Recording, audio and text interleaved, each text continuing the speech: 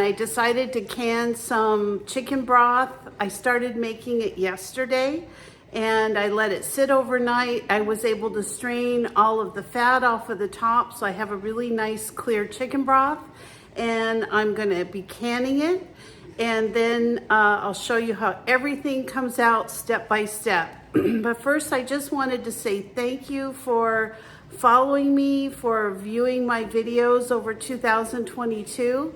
I'm really excited for 2023 and all of the different things that are going to come up with the garden, different kinds of homesteading ideas with canning and preserving and all kinds of things. So I hope that you'll join me into the new year, and I appreciate all of your support and look forward to a great 2023. So to my water, I've added some freshly cut parsley that I just pulled out of the garden. I've washed it and then I put it in the container here. And I actually save my chicken bones and my chicken skins whenever I'm cooking any kind of a dish. I basically just take what I have left over and I just throw the bones and all the different pieces in the freezer, so I can make things later. I think this was from a couple whole chickens. And then I've actually got 3 bags of chicken bones. And this one's just a couple little pieces. And then I actually save my leftover onion skins, carrot peelings, all kinds of things for broth. I just throw them in a bag and I keep them in the freezer for when I'm ready to use them. So I'm gonna throw those in the pot. Make sure I get them all.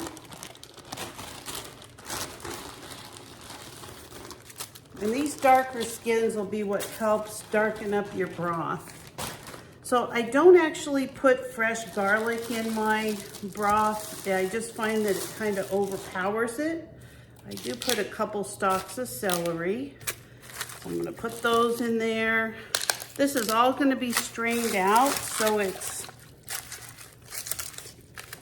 just gonna cook all day. We've got kind of a rainy day coming up. I put a little bit of garlic powder in, not too much. Like I said, I don't use the fresh garlic. I put some salt and pepper in.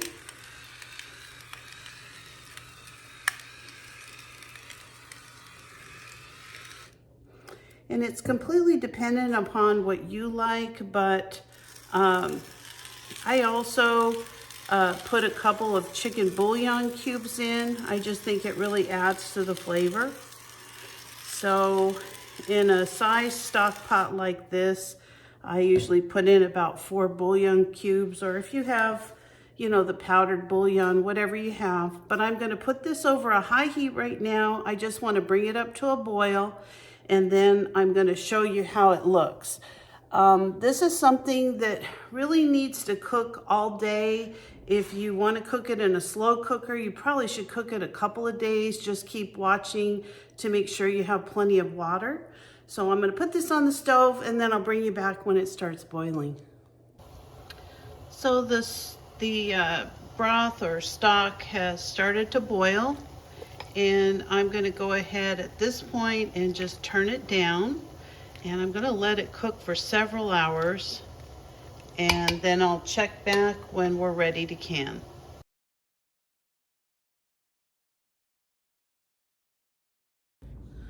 So this is the fat that actually comes to the top because you have all of the bones and skin and everything.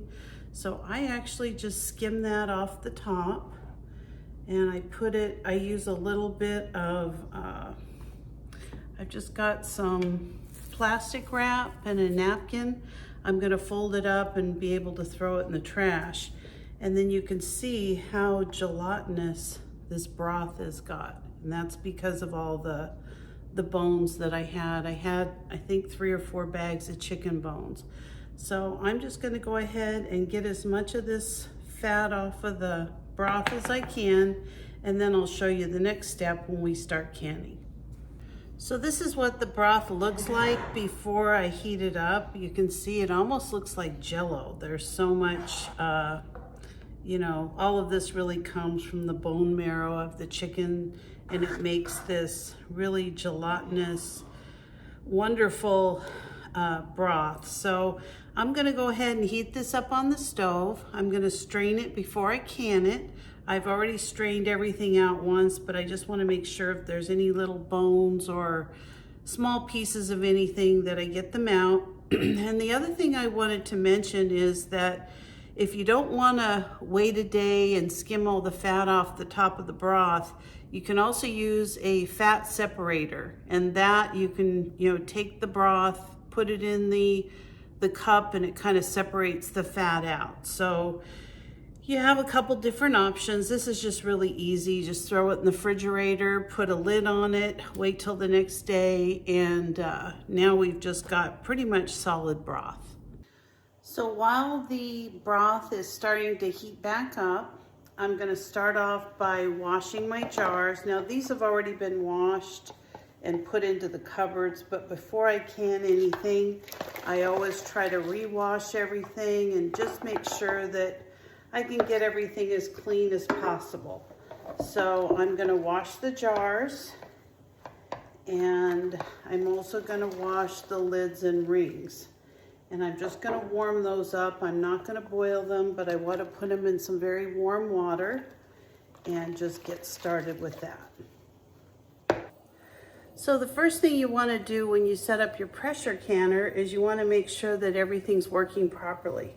So you wanna check your seals on your lid, and your seals go all around. You can pull them out and clean them. I always look through the hole, make sure that I can see through it, which I can. And then, of course, just make sure that this little safety release can go up and down. So everything's working properly. I've got my water inside of the pressure canner starting to heat up with my jars. I'm just gonna put the lid on it so it makes it a little bit, you know, gets it warmer quicker. And I've got the broth heating up on the stove. So in just a few minutes, we'll start canning. On these pint-sized jars, I'm gonna leave 1 inch of headspace. So I'm just gonna continue to pour these in. And on the ball and the curd jars, the 1 inch usually just goes up to the very first little rung. So I'll show you.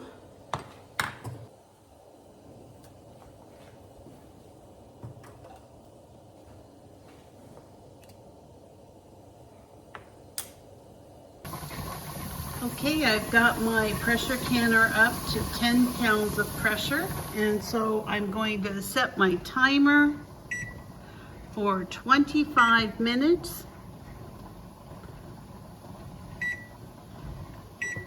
And then I'm going to keep an eye on that, make sure it doesn't go too high. It definitely can't go under 10 pounds of pressure, because then we'll have to start the timing all over again. But as soon as we come back, I'm gonna take the lid off.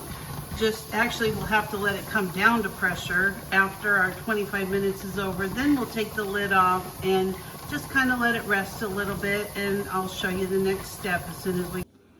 So now the jars have finished, and I've opened up the lid after everything cooled down. I usually let them sit in the canner for an additional 5 minutes, and then I will take them out and show you how they look. So this is my chicken broth. I don't know if you can see in here. There's a good one. These are actually boiling right in the jars. When they come out of the pressure cooker, they are so hot. But anyway, most of them have sealed. I think there's only one of them I see that hasn't sealed yet, but they look great. Everything smells great. And I think the canning was successful. I got 2 quarts and 6 pints of chicken broth.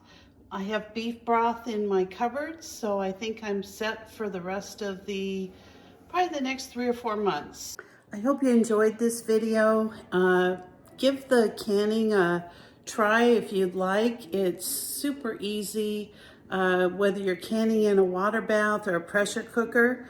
Just make sure that you follow the USDA guidelines for safety. If there's anything that you're not sure of that I went over in the video, you can go online to the USDA and check with them. They have all the times for all the different kinds of food, and they'll be able to go over that and give you really explicit directions on how to can.